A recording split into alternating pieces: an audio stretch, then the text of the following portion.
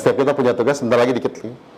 Nah, setiap kita punya tugas nih. Jadi kita nggak bisa bilang kita hamba Allah, kita khalifah di muka bumi kalau kita nggak punya mission, nggak punya tugas, gitu ya, nggak punya mission. Nah, Mark Twain mengatakan ada 2 hari penting dalam hidup saya, katanya. Pertama, hari ketika saya dilahirkan. Yang kedua, hari ketika saya menemukan kenapa saya dilahirkan. Anda sudah ketemu kenapa kita dilahirkan? Nah, kalau belum ketemu, temukan segera. Gitu ya. Nah, gini. Ini Simon Sinek bikin Golden Circle, jadi why ini harus kita temukan. Nanti kita bahas lebih dalam ya. Jadi yang membedakan antara orang yang punya misi dan nggak punya misi. Saya ingin, sebagai penutup, saya ingin cerita Pak Habibie. Pak Habibie kecil itu bakatnya apa? Bakatnya engineer. Ya, teknik. Ya. Bidang minatnya apa? Kapal terbang. Akhirnya berangkat ke Jerman, kemudian kuliahnya apa? Kapal terbang ya. Kapal terbang kuliahnya. Tentang arsitek pesawat terbang. Ya, kemudian itu jadi misi hidupnya. Misi hidup Pak Habibie apa? Aku ingin bangun Indonesia dengan industri kedirgantaraan. Itu misi sejak muda, ajak gitu. Sepakat ya? Coba teman-teman sekarang perhatikan, Pak Habibie usianya berapa sekarang? 80 lebih. Berhenti nggak bikin kapal terbang? Nggak berhenti. Orang-orang yang punya misi dalam hidupnya nggak pernah berhenti sampai akhir hayatnya. Gitu ya? Maka dalam Islam itu, akhir hayat itu adalah pacuan menuju surga. Bukan pacuan menuju kontrakan, gitu ya. Menuju surga. Tahu sepertiga akhir? Ada apa sepertiga akhir dalam Islam? Ada sepertiga akhir malam, ada apa? Salat malam di mana Allah turun ya untuk mengabulkan doa-doa. Sepakat? Sepertiga akhir Ramadan ada apa? Lailatul Qadar. Sepertiga akhir usia Nabi apa? Nabi diangkat jadi Nabi usia berapa? 40, sisanya 23 ya. Berarti sepertiganya adalah apa? Pacuan menegakkan Islam, gitu ya. Ternyata di Islam itu sepertiga akhir itu apa? Pacuan menuju amal, gitu ya. Dan kita nggak pernah tahu sepertiga kita kapan lagi kan? Kita anggapnya ke depan ini sepertiga lagi, gitu ya. Maka jadikan sepertiga akhir hidup kita sebagai sepertiga pacuan eksponensial menuju amal kebaikan kita. Sepakat? Orang-orang yang punya ini seperti ini, yang punya misi. Pak Habibie ini nggak berhenti dia. Dan istrinya siapa? Bu Ainun itu mendukung nggak misi suaminya? Bu Ainun dokter kan? Dokter, tapi melebur mendukung misi suaminya. Dalam sebuah talkshow Pak Habibie mengatakan begini, di dunia ini hanya ada 2 orang yang register pesawat terbang. Register arsitek pesawat terbang. S3 pesawat terbang banyak ya. Tapi yang register diakui dunia cuma 2. Pertama siapa? B.J. Habibie. Yang kedua siapa? Ilham Habibie. Itu terus dia bilang dalam talkshow ini itu kerjaan Ainun. Keren ya?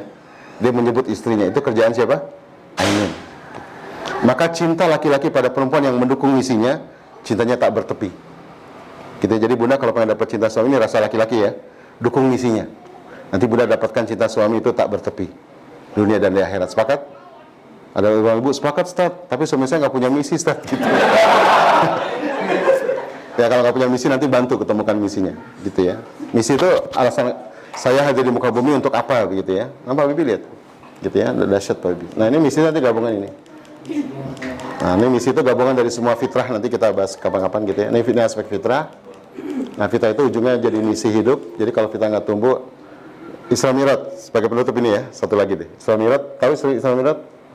Tahu ya, ini menggambarkan Rasulullah gitu ya. Saya ke Bali kemarin ketemu dengan seorang pemikir Islam dari Malaysia, Profesor Wandaud Tuan Muhammad, muridnya Profesor Naqib Alatas, mungkin pernah dengar ya, seorang pemikir Islam kelahiran Bogor tapi besar di Malaysia begitu.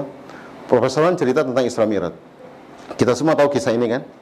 Rasulullah diisrakan ke Aqsa, kemudian dimi'rajkan ke langit ke-7 ke Sidratul Muntaha. Sidratul Muntaha itu sebuah tempat di atas langit ke-7, lebih tinggi dari langit ke-7. Tempat tertinggi ya, mendekati arsy gitu, yang belum pernah dicapai manusia. Kemudian berdialog dengan Allah, gitu ya, melihat keindahan Allah, begitu. Kemudian dia dapat perintah sholat, memimpin sholat para nabi, gitu ya, ketemu dengan nabi-nabi, diperlihatkan surga dengan segala keindahannya, diperlihatkan neraka dengan segala kengeriannya, begitu.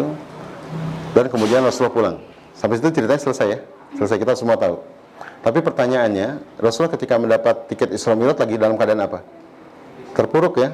Lagi Islam lagi terpuruk, istrinya meninggal, pamannya meninggal, Islam lagi terjepit gitu ya, lagi di boykot gitu ya di sebuah lembah begitu, dapat tiket Isra Mi'raj. Pertanyaan besarnya adalah begini, kalau kita jadi Muhammad kita pulang nggak? Kalau kita jadi Muhammad kita pulang nggak ke bumi? Lagi keterpuruk gitu ya, istri meninggal, paman yang mendukung meninggal, Islam lagi kejepit, diangkat ke langit ke-7, dikasih lihat ini bakal masuk surga nih gitu. Kira-kira kita pulang nggak? Lagi di perusahaan gaji nggak naik-naik begitu ya, ya lamaran nggak diterima-terima gitu ya, tiba-tiba dapat tiket ke Lombok atau kemana gitu ya, ke perusahaan yang digaji besar, gitu ya, dan seterusnya. Pasti nggak pulang gitu ya. Tapi pertanyaannya, tapi pertanyaannya kenapa Muhammad pulang? Ada yang bisa jawab? Ya, karena ingin menyelesaikan misi hidupnya, accomplish his mission. Itu diungkapkan oleh Muhammad Iqbal, seorang sastrawan dari Pakistan, mengatakan Muhammad dari Arabia itu naik ke langit tertinggi dan kembali. Demi Allah, jika aku seperti dia, tentu aku tidak akan kembali gitu. Karena harus menyelesaikan apa? Accomplish his mission.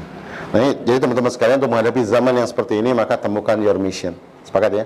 Temukan alasan kehadiran kita di muka bumi, temukan darul hadoriyah, peran peradaban kita di dunia, sehingga kita bisa mempertanggungjawab kepada Allah untuk apa kita dihadirkan di muka bumi. Oke ya? Tanpa misi hidup, baik keluarga maupun personal, itu kita seperti kapal terbang nggak punya rute. Tahu kapal terbang nggak punya rute? Kebayang nggak? Kita jadi suami nanti jadi pilot begitu ya? Itu kalau pilotnya bilang gini, maaf ya penumpang, saya nggak tahu mau mendarat kemana gitu. Kira-kira gaduh nggak satu pesawat tuh? Gaduh tuh. Ya, maka penyebab perceraian yang pertama adalah keluarga-keluarga nggak punya misi, nggak jelas misinya mau dibawa kemana. Yang kedua, nggak ada proses mendidik di rumah, titipkan di lembaga, ya, di pondokan segala macam, rumah kosong dari proses gitu. Ya, Indonesia sekarang BPS 2015 perceraian itu 300.000 per tahun perceraian, gitu ya. Itu kalau dibagi setahun, satu hari itu 972 perceraian per hari. Kalau dibagi per jam apa? 24 jam. Per jam itu 36 kasus per jam.